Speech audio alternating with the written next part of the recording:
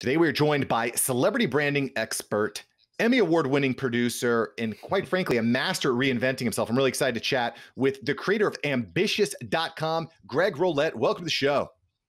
Thanks for having me, Mark, man. Appreciate it, you having me, and this is going to be a lot of fun. Yeah, I think so. And one of the things we were kind of chatting about in our pre-chat banter, I want to dive right into it. I told you to hold it because it was getting really, really good, really tactical, is reinventing yourself. Right now, every business owner, every entrepreneur needs to reinvent the way they do business because COVID-19 has changed the game, changed the landscape. So tell me a little bit about how your business has evolved over the past 6 months. It doesn't look anything like it looked like in the prior 6 months, which is both a blessing and a curse. And so I love this idea of reinvention because I think I had a long conversation about this yesterday. Is people think that once they've been established as something that they can't do something else, right? Like, you know, for the last 10 years, I've been like the video guy, right? So I've had my own TV shows, I've hosted them. We have a beautiful studio in Orlando, Florida. You know, we do documentaries, we have shows on Netflix and Amazon. Like, I'm the video guy, and it's what people, but like, I'm just like, I don't want to be the video guy anymore. And there's this imaginary like guy rock or, you know, boulder on your shoulder where you're like, well, but I spent 10 years being the video guy. Right. I have to continue to be the video guy because that's what other people expect me to be. And this whole COVID thing gave me the opportunity to go, you know what? I have no choice but to start from scratch. So why not be what I want to be versus what the market wants me to be, or my partners want me to be, or my existing clients want me to be? What if I just want to be what I want to be, like when I grow up? So pre-COVID, obviously a lot of video stuff, like I just kind of mentioned. We had people flying in from all over the world to our studios in Orlando, Florida, where we created everything from, you know, like Gary V snackable style videos is what we call them, to online TV shows, to documentaries, infomercials, reality TV shows, you name it. We're helping personality-driven businesses use video to grow their business. And COVID hit, and nobody wanted to go on an airplane and spend, you know, 10, 20, 30, 50, $100,000 on video work in Orlando, Florida. Like we went from, basically 90% of our revenue was lost within 3 weeks of that starting. So it gave me that opportunity because, I mean, again, if I kept selling what I was selling, you know, in January, February, I mean, just recipe for disaster. Yeah. So one of the things that I am a big fan of is going on offense and not defense. And I think that's the beauty of being an entrepreneur right now is a lot of people wait for an opportunity like, all right, Mark, you've had a podcast for a year now. Now you can write a book. Like, there's no magical fairy that does that. And I think a lot of people are waiting for something to happen in order to give them that motivation to, you know, whether you're, you know, an after hours entrepreneur, you're waiting for, well, when I get my tax refund back, I'll have enough money to invest and build my Shopify site, or get like, no, like there's nothing stopping you from starting today. And I had that opportunity, and I would be, you know, pretty hypocritical if I didn't take that opportunity myself. And I went on offense and I said, all right, I have an opportunity to start from scratch. What would I want to do? And I'm sure we'll talk a little bit more about what we went into, but we went on offense, you know, over the last 6 months. Our revenues are now above pre-COVID levels, and we have an entirely brand new product line that we are launching in November I'm more fired up about this than anything ever because I'm doing it for myself, not because of the judgment of, oh, Greg's the video guy. So I'm like, well, I guess I got to sell video stuff. I don't want to sell video stuff. Like, I don't, you know? And so it's kind of exciting. So that's at least a jump off point for you to ask some follow-ups on that. No, so this is super important right now because the world is changing so rapidly. If there's one thing that I think every business owner, every after hours entrepreneur should be doing, needs to be doing, is evolving what they do. And quite frankly, I think a lot of people don't enjoy necessarily what they do. So they want to evolve. They want to create something new. And to your point, Greg, very difficult to do because you spent 10 years labeling yourself or branding yourself as the video guy. So over the past 6 months, you've had to shift that. What are some ideas? What are some strategies that we can leverage to change our people's perception of what we do? Well, first is I am not a woo-woo guy. I'm not super into like personal development and like I don't have a vision board in front of me, but getting clarity on where that I wanted to go was super freaking important.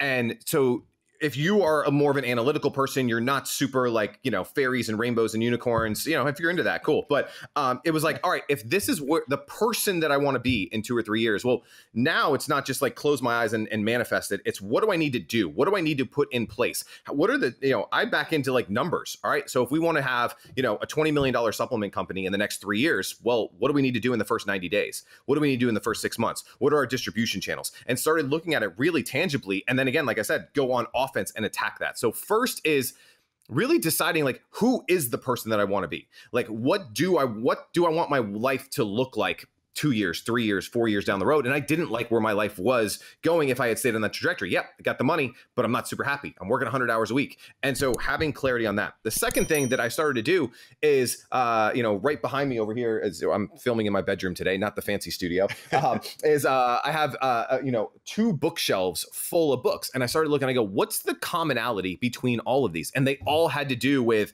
high performance and being a better performer and productivity and getting more things done and utilizing all the different parts of the brain and functioning at a higher level. And I'm like, maybe there's something to this. Like, this is the stuff I nerd out about, I geek out about. And, as a video guy, like, I'm not going in, I'm like, all right, before your video shoot today, you need to eat all your greens and do this and, light therapy. But that's all the stuff I geek out on. And so I started saying, well, what could I do in that space that is unique to me, to my personality? And so I think for the people listening at home, if you don't know that angle, like, look around your house. What are, we all vote with our wallets. I think this is one of the number one things. We don't vote with our gut. We don't vote with our instinct. We vote with our wallets. What are you spending money on? Right. And so I had $600 worth of books from Amazon, all on these same topics, all along these same threads. I look at like my supplement cabinet, like I'm voting with my wallet. I look at like energy drinks. I look at like all the things that I'm spending money on. I go, well, where's the white space there? And I think that's a great place to look at, is if you're starting a business, at the end of the day, we got to make profit. Like, we got to make money. We got to make revenue. Like,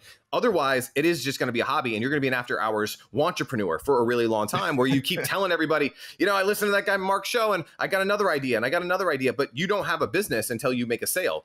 And if you start looking at, well, what do people actually buy? I think that's a really good place for people to start. So I started looking at that. I'm looking at my own buying habits, and I'm like, we're in the middle of a pandemic, and I'm still spending hundreds of dollars a month on supplements and training and books and high performance. And maybe there's something here. And so taking kind of that approach was kind of the first light bulb for me that said, like, you know what? Maybe I should do something down this space. Yeah, so that was like reverse engineer it, right? Say, hey, what am I spending money on? What do people need? And then kind of go back from there. Yeah. Yeah. And then for me, being in a lot of mastermind groups, coaching groups, talking to podcast hosts, talking to people in Facebook groups, I just started reaching out to everyone and not pretending like I know it all. And this is hard for me because in the video field, I've gotten to work with everyone. Like, we've done work with Tony Robbins, to Jay Abraham, to Brian Tracy, to Jack Canfield, we just released an 8-part episodic series on James Altucher on Amazon. Like, I've gotten, like, at the video game, this isn't like, we've done some really cool stuff. On this side, I'm nobody. Like, yeah. I'm nothing. And I don't know what I don't know. Like, I don't know how to formulate a supplement. I don't know who to call. I don't know how to bottle it. Like, I spent the whole first 4 hours of this morning talking to like legal and FTC compliance attorneys. And like, I don't know how to do any of that. So I started just reaching out and being like, all right, well, I know Mark. I was interviewed on his show and he had this, or he just had this guest on his show. Maybe he can make that intro for me and I could just ask them some questions. And every day I was spending 2, 3, 4 hours on the phone, on chat, on Messenger, just asking dumb questions and just being like, hey man, like, and I'm happy to trade that for anything that I know, like on the video side or the distribution side or the marketing side. But like, I don't know who manufactured your supplement. How did you get it? Like, you're not a biologist. I'm not a chemist. Like, how do I formulate this? And I just started having the dumb conversations. And every rabbit hole led me to, oh, you need to talk to this guy. Well, you need to call this company. You need to talk to this person. This person did my labels. And it's just amazing opportunity happens when you put your ego to the side and you start saying, well, my vision is worth it. The person that I want to be in 3 years is worth putting my ego down to the side. I call this the ego equation. If your ego is larger than your vision or your mission, you're not going to do it. Right. So if you like, it's in the context of like video marketing, you're like, I should shoot videos for my business. But your ego says, well, I don't look right. I don't have the right lighting. I don't have the right camera. What do I say? My grandma's friend might make fun of me. Well, now your ego is bigger than your mission. It's when the mission becomes bigger than your ego that you're like, well, I don't care if I look stupid on camera. I don't care if a couple hairs are out of place. I don't care. Like, I got a couple sweat stains under my shirt today because my message is more important than any of that. Because I know that if I reach one person. So I started having these conversations out of mission and out of vision, as opposed to out of ego. And I think ego stops a lot of people from being like, you know what, Mark, I don't know what to do. Where do I start? People are afraid to have that because they're afraid of starting small. They're afraid of being seen small. They're afraid of not knowing it. And they think that people care. Right. Well, and if you're going to win in the coming years and decades, you have to get comfortable with discomfort, because I'm telling you, if things are going to change really. I mean, that's some of the things we've seen happen over the past 6 months. We expect it probably to happen over the next decade. It was like overnight, flip the switch. You had to transition everything. And the other thing I think that's really smart about what you've done or what you're doing, Greg, you say, hey, there's a need for a particular type of supplement that's going to help entrepreneurs. It's going to help them perform at a higher level. I don't know much about this, but what I do know is I know video. I have network. This is not my first podcast. I've learned a lot of skills over the past several years, and I can leverage those to get that step up, to get going more quickly. Thank you so much for watching. I'm glad you enjoyed this episode. I've got several other episodes right here for you. Smash one of these videos to make sure that you don't miss out on the tips, tools, and tactics of industry experts. Let's take that side hustle full time. Smash one of these links.